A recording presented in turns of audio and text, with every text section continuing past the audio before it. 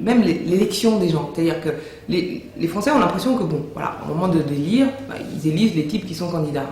Mais c'est pas à ce moment-là qui est important, en fait. C'est l'investiture, c'est la présélection.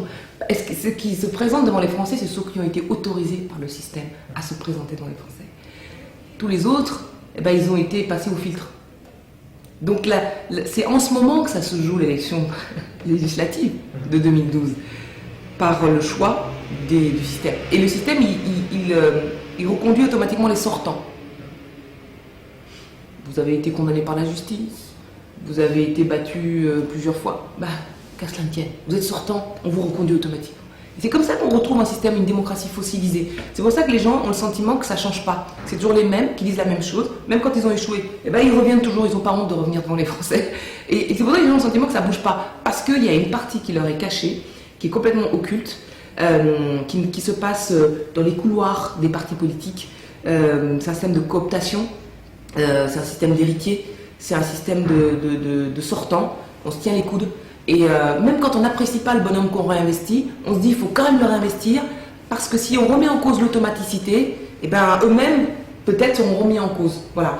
Donc c'est ce qui fait... Et tout ça, les gens ne voient pas ça. C'est caché, et puis voilà. Et puis quand le jour du vote, eh ben, ils croient qu'ils sont... que ceux qui sont en face sont des gens qui sont venus... voilà, parce qu'ils le voulaient, ou parce qu'ils pouvaient faire. Non, c'est parce qu'ils ont été sélectionnés par le système, c'est un filtre. Donc c'est pour ça qu'on ne voit pas de femmes, pas d'ouvriers, parce que ces gens-là, ils ne connaissent pas. Ils ne voient pas les codes politiques, ou alors ils partent en kamikaze, sans étiquette. Mais avec peu de chance d'être élus. Avec peu de chance d'être élus. Et beaucoup de chance d'être super endettés à la fin, et tout perdre. Voilà, il y en a c'est ce qu'ils font d'ailleurs.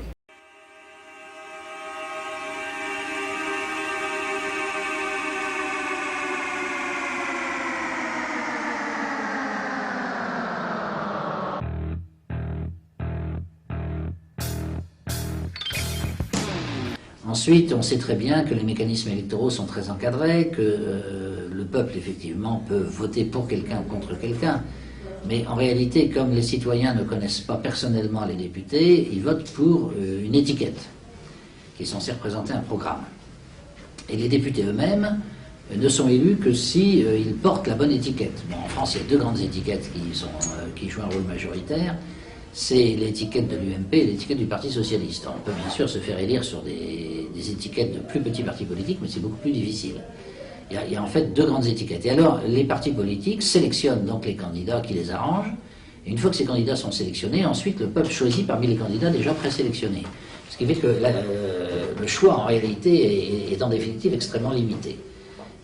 Alors, je raconte beaucoup d'histoires, souvent, notamment dans ce livre, L'oligarchie au pouvoir, je raconte comment au RPR on avait sélectionné par exemple le maire de Lyon. C'était un petit comité dont je faisais partie à l'époque, un petit comité d'investiture, comme on dit, qui devait choisir le candidat du parti pour la mairie de Lyon. Et je me souviendrai toujours de cette petite réunion, on était 4 ou 5 à tenir la réunion. C'est les présidents de groupe parlementaires, il y en avait 2, donc un pour le Sénat, un pour l'Assemblée. Il y avait le secrétaire général du parti, qui était à l'époque Bernard Pons, il y avait le président du parti qui était Jacques Chirac, et votre serviteur, j'étais l'adjoint de Bernard Pons, et puis il y avait Toubon qui tenait les dossiers électoraux. Donc voilà, c'est ce petit groupe qui choisissait les candidats. Donc oui, c'est rien de démocratique, hein, c'est un tout petit groupe de dirigeants qui choisissent les candidats. Et Chirac a dit, bon ben on a 2 candidats possibles, on a Michel Noir, et on a Monsieur Mérieux. Alors Mérieux, c'était un grand industriel lyonnais, très connu à Lyon. Et Chirac dit, vous savez, il est très très riche, ce qui est très embêtant, parce que très riche, ça veut dire qu'il est très indépendant. Ça, c'est ennuyeux. Et puis ensuite, je connais bien Mérieux, dit Chirac. Mérieux est un homme qui vraiment est très intelligent et très dynamique, donc s'il devient maire de Lyon, il ne va pas en rester là. C'est pas possible. Il est beaucoup trop dynamique pour ça, et donc il sera sûrement candidat à la présidence de la République, et j'aurai un adversaire de plus. Donc je ne vois pas l'intérêt de choisir quelqu'un qui va se retourner contre nous. Quant à Michel Noir, ben, d'abord il n'a pas d'argent, donc il dépendra de nous, il aura besoin de moi pour l'aider à faire sa campagne. Et puis deuxièmement, dit Chirac, son intelligence, bon, vous la connaissez, dit, en regardant au plafond, alors tout le monde rigole un peu dans la réunion, évidemment, et puis il y a Pasqua qui a toujours le mot pour rire, qui dit, Jacques, tout le monde t'a compris, Jacques Chirac, on t'a compris, ce qu'il faut pour Lyon, c'est une moteur de 2 chevaux dans une carrosserie de Mercedes, et ça c'est Michel Noir.